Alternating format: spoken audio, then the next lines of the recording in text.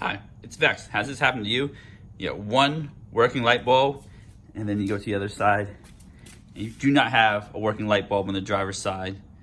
Well, in luck. You're in luck today, because today we're going to change that light bulb right here. This is a YF Sonata 2011 through 2014 Sonata, and it's the low beam right here. So this is the high beam right here. We don't have that on. That's working.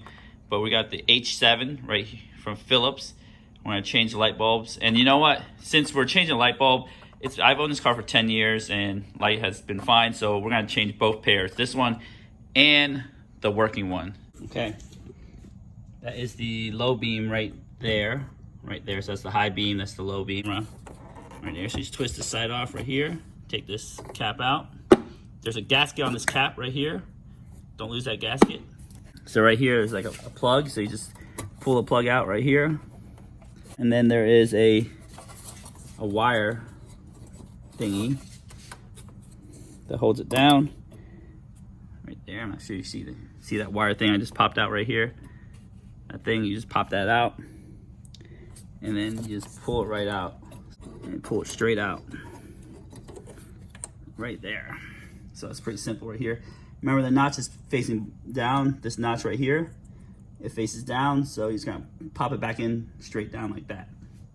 All right, back with the new light. Again, this notch faces straight down, so you just face it straight down as well. Make sure you get the wire thing out of the way. And make sure you don't touch the light bulb because you don't want your oils from your hands on the bulb. Right there. So you just push this back in and push it back in and then hook it like that. Just pull it towards you. The electrical connector goes right back on.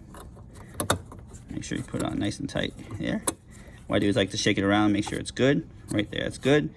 Then you have your cap here. Yeah, just put it back in, make sure the gasket's still in there. Twist it really nice right there.